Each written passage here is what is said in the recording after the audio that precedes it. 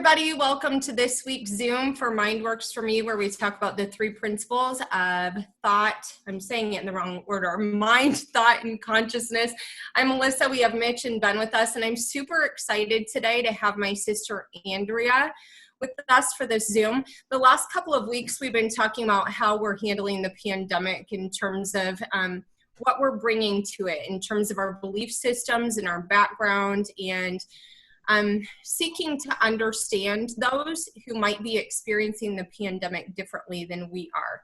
So I think that Andrea is going to give us some really good perspective on our last couple of weeks' discussion. So thank you for joining us, Andrea. Thanks for having me. Yeah, just tell us a little bit about yourself and where you're coming from in your perspective. Okay. Hi, I'm Andrea. I own a salon in New York City, in Manhattan. My husband and I live in Queens. You're familiar with what's happening in New York. Everything is pretty shut down right now, and we're not really sure when anything is going to open.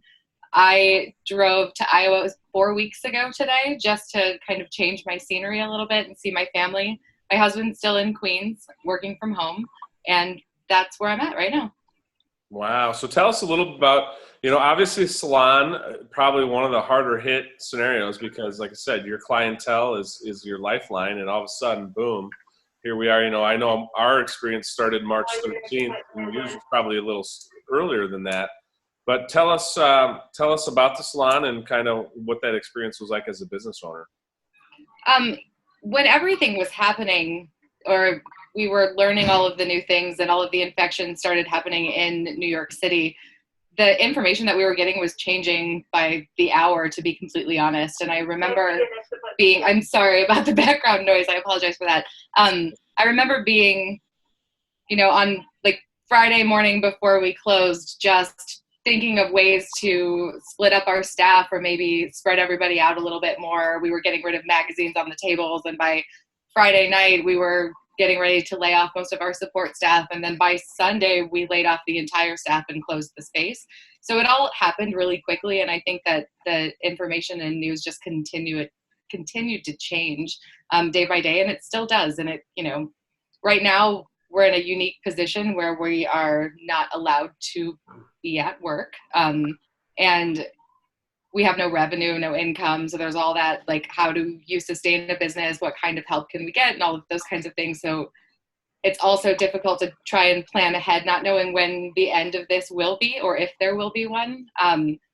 We ended up closing our salon about a week before it was required because my business partner and I felt that we were hosting a Corona party, and we were really worried about getting our staff and our clients sick. So that was just not necessarily out of fear and reaction. We were hoping more to take a proactive approach so that our staff could remain healthy. And, we had 2 out of 25 people get coronavirus the next week. And that was considerably less than a lot of other places that stayed open for another week. So it was really, again, everything just changed so quickly, and the laws and the aid and the rules in New York are changing day by day right now. So it really is just kind of confusing all the time. Wow. That was a very long story. And again, yeah, sorry for the scenario that's playing out, but I mean, so many of us, same thing. As a side business, I'm a DJ for weddings, and there's this calendar has been cleared off basically, and everybody's moving on. The good news is they're moving to the next year, but that doesn't help the revenue stream. Not at all. All of my weddings were pushed to next year as well. So as long as they're not getting married on Zoom, I will still have those jobs next year this time. People will still want their hair done for a Zoom. I mean, yeah, maybe. So, I don't know. So Andrea, your story is not unlike some of the restaurants downtown. They had to shut their doors, and the landlords, they upped the rent, which is what's going on now for you in New York City. Yeah. So what does that mean for the future of your salon? Well, about a week and a half ago, it felt like there was no way we were going to be able to survive. And our landlord was calling regularly, asking how we were going to be able to pay rent and all of those kinds of things. And so it seemed that the only and obvious answer was to close it down and see what we could do when this was all over. Since then, the city has passed a few new ordinances, and they're specifically not allowed to bully salons, barbershops, and all of those kinds of things, and ask for new lease information or adding new riders on the lease. They were trying to get my partner and I to sign a personal guarantee on our business lease, which just sounds like destruction. And now if they do that again, they will get a $50,000 fine by the city of New York. So everything's changing day by day, and they've extended the rent pause until the end of August. So again, it wasn't looking hopeful, and then we get a little bit of hope, and then it doesn't look hopeful, and then we get a little bit more hope. So we're kind of just in a standoff currently, waiting to see what's going to happen next. So Andrea, I've had a few discussions with you about this, and I've seen a range of emotions from you, which is so understandable. I can't even imagine being in your position, feeling like a personal responsibility, but also a responsibility for all of your staff. Overall, though, you seemed very positive in the face of all of this anxiety and uncertainty. How do you do that? And how do you model that to employees who are also concerned about their future with your salon? Well, you know, it's funny that you say that, because internally I'm battling it obviously differently. I think I probably cry every day, but I'm not sure why or when it's going to happen, but it's just what's going on. There's just a lot of anxiety, I guess, around all of it. One of the things that can get really heavy, even with our staff and interacting with them and trying to maintain a positive outlook and just kind of reassure them that we're doing everything we can to save their jobs when this is over. Is that when we're getting on Zoom calls, especially in New York, most of our staff has either lost someone or they're worried about someone in the hospital. So I have to remember that in addition to being worried about their jobs, they're also worried about their family and friends and loved ones. And I'm lucky enough to not have had any close friends or people in my life that I know that have been that sick, but a lot of our team has. And one of the things that I talk to my husband about often, and I remind myself of regularly during the day, is just that the only thing in my world that matters right now is that I'm healthy and my family and my friends are healthy. And, you know, it feels funny to be 38 without a job, and I'm not really sure what's happening next, and there's no real plan. And I can get down on myself really quickly about that. But at the end of the day, health is the most important thing. And I am very fortunate to be well. And that's I just appreciate this story. And like I said, we decided, we kind of talked about this last week on our Zoom, to like bring siblings in and talk about it. Cause you don't necessarily, I mean, I'm assuming you and Melissa have talked about the 3 principles maybe in a slight way, but what I think what's important for us to share is that the human experience is the human experience, no matter what. And the beauty of what you're saying here is, like, even without a lot of training here, is like you are trying to focus in on the positive things. But yeah, I cry every day, you know, and I think that is such a huge thing that what we're talking about here when we talk about the 3 principles in our thinking. It doesn't take the human element away from it. It just allows us to not stay in that state where I'm going to be crying all day, even though there are probably days you want to. I just think it's the beauty that we all have that natural ability to rise above and to get stronger through this. So I just really appreciate you sharing that story, because I think it really humanizes what we all go through. And there is a choice. You don't have to be in that negative place all the time, even through probably one of the hardest things you've ever experienced in your life, as one of my bets is. So thank you. Well, I want to, sorry, go ahead, Ben. Go, Ben. After you. Ben's turn. Well, I was just going to say that one, you know, we talked about the different sides of this over the last couple of weeks. And, you know, for Mitch, Melissa, and myself, we were coming from Des Moines. I don't know that the 3 of us actually know anyone personally who has this virus. So when you are put into it, you know, personally, it obviously gives you a very different perspective. But, you know, Andrea, to be honest with you, I look at you and I'm going to tell you who I see. You ready for this one? I see Michael Jordan. I don't know. Honestly, I don't know if you've been watching The Last Dance. right? Every episode, I'm totally up to date. Okay, so if you think about the Utah game in '97, it was the flu, the one where he had the flu, but it was actually food poisoning. And as I'm watching this documentary, Michael Jordan physically couldn't do it, right? But he had this belief. He had this unbelievable ability to find something deep inside of him to bring the best of himself out, and he went off and he wins the game because he believed he could do it. You are a successful salon owner. You do the hair of celebrities and people in soap operas. You are like Michael Jordan. And I would imagine that deep down, you probably know that you are going to either continue on the success that you've already built, or you're going to rebuild and build something even better. And when you're thinking in terms of that, that's that energy piece of mind, when we talk about the three principles, that you envelop and you give to the people around you. And I just see that, and you just know it, just with the ability of somebody's thinking. Thank you. The greatest of all time, right? So I want to point out where Andrea is right now. And she's in Pella, Iowa, and she's in a salon. And you don't need to be in the salon, right? Why did you choose to do hair here in Iowa while you're here for a temporary period of time? Well, I'm not actually doing hair today, but I'm helping out, cleaning, helping at the desk, doing whatever that I can to be useful. The salon owner asked me to shadow a little bit, take a look at the space, give her suggestions on ways that she can improve her productivity and like all of the different things that could be improved in the salon, or just like check things out.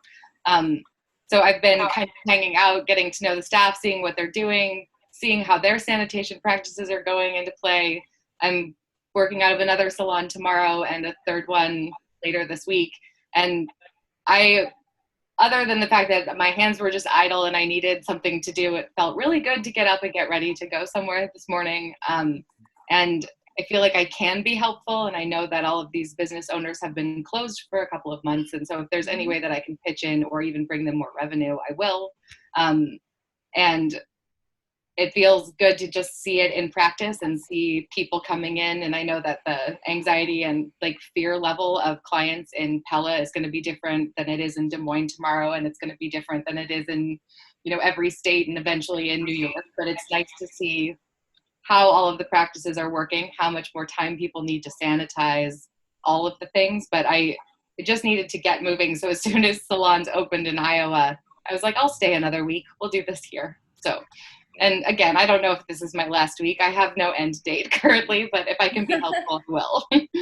Right. So do you think that choosing to do this has helped your own mental state and anxiety by being busy again and having something to do and feeling purposeful? Absolutely. I was thinking about it while I was driving to Pella from Des Moines this morning. It felt nice to just be ready for work.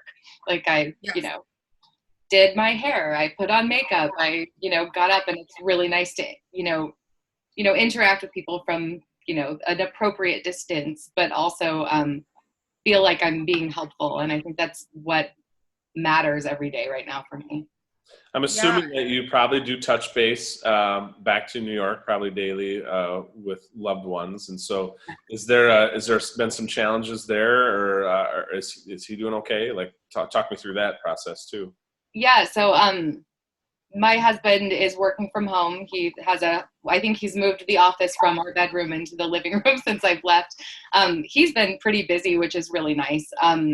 Again, has probably left the house a total of 3 times in 3 months. So it's definitely more of a quarantine. Don't leave your space. Don't leave your house. I've been the tribute that's done the grocery store when I was there. So I think he's low on snacks, but not a reason for me to run back there yet.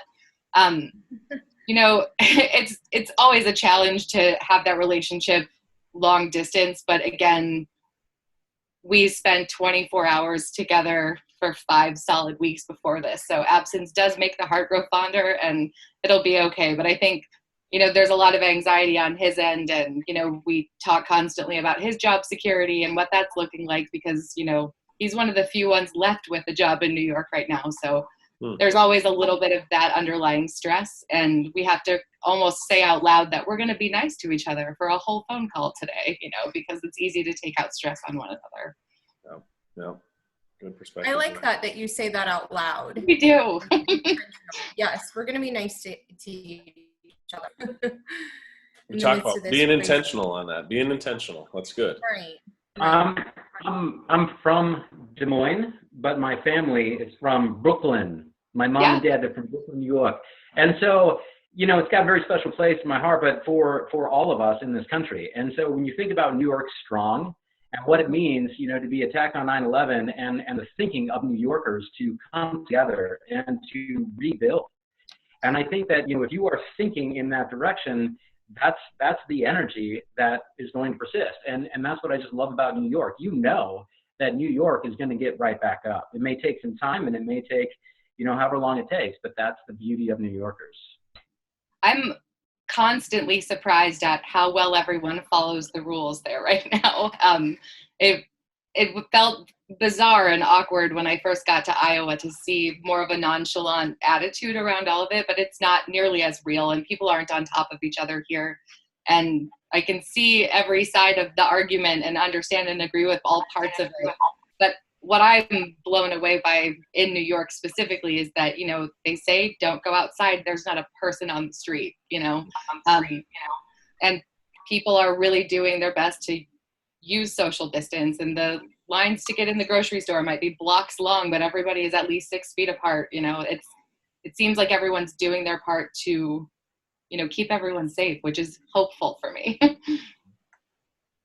So I know we have to wrap up really soon, but Andrea, when you first came here to Iowa, did it feel sort of surreal to see people congregating in spaces like they weren't in New York City? How did that feel? What did it look like to you?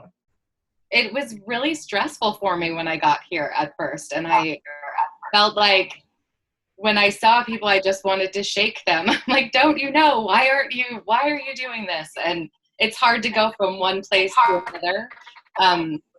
I remember a couple months ago, my husband said to me after a family Zoom call that, they're just like 3 weeks behind. They'll be like this in 3 weeks.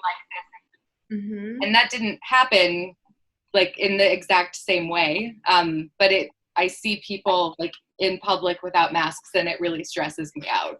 But it is kind of a really nice way to take a deep breath. Even the fact that most of my siblings and family members have a deck we can sit on, like that's not the case in New York. So that's been such a treat to just see other human beings that way. So I guess it was a tough transition, and I sometimes find myself being mad at strangers for not taking more precaution, but at the same time I know that it's not nearly as real or dire, or it doesn't seem that way here now. Right. And hopefully it never will, but right. I don't know if that answers your question or not.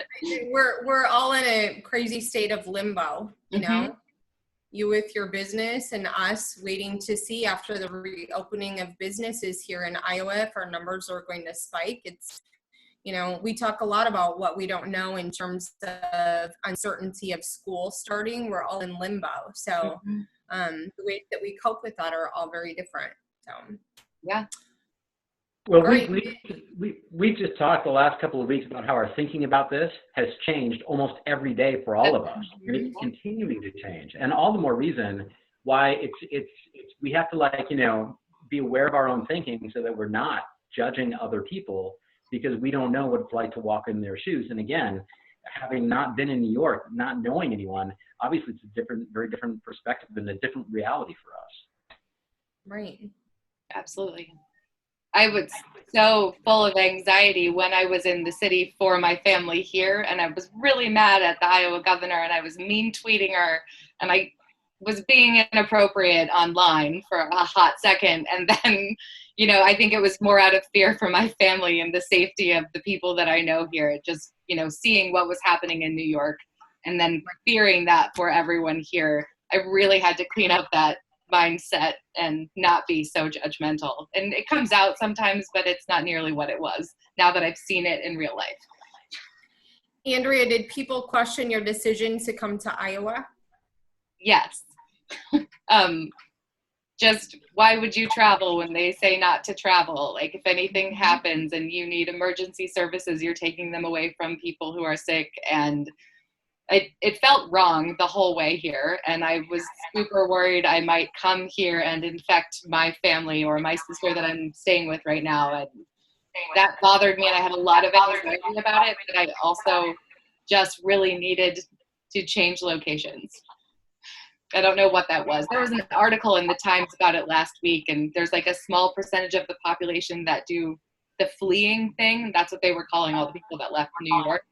It was like, that's me. I'm a chicken. So there it is.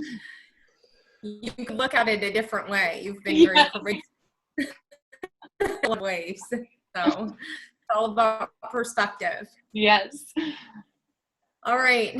Mitch, I know you need to go donate blood. Good for you.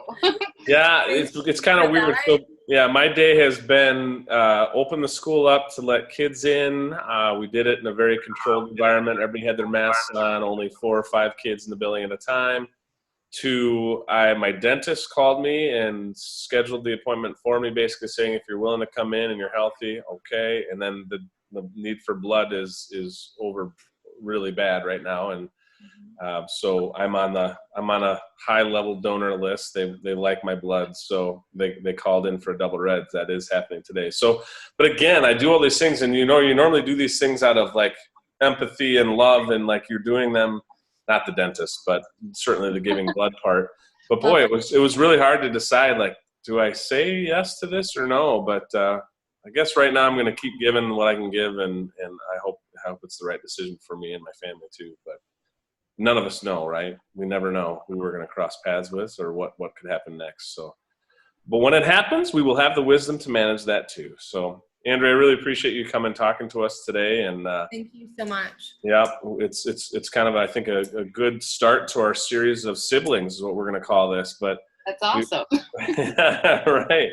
So, and Annie, I can't wait to get my hair done. Yes. Thank you for yay. Absolutely. So you guys, I think we'll wrap this one up. But again, thanks everybody. Good seeing everybody. Any last words from Ben Stein? There's always something from Ben. No, there's nothing. Although, now that you mention it, life is, the beauty of the 3 principles is life is what you choose to think about it. And even during this pandemic, it's how you choose to think about it. And the 3 principles is about being aware of your thoughts. All too often, we get lost in our own thinking. We're not even aware of it. Catch your thoughts, be aware of it, and shape it the way that you want to see reality. Now I'm done. Perfect. And we're going to end on that note, you guys. So again, thank you for spending some time with us. And until next week, we'll see you guys. Bye,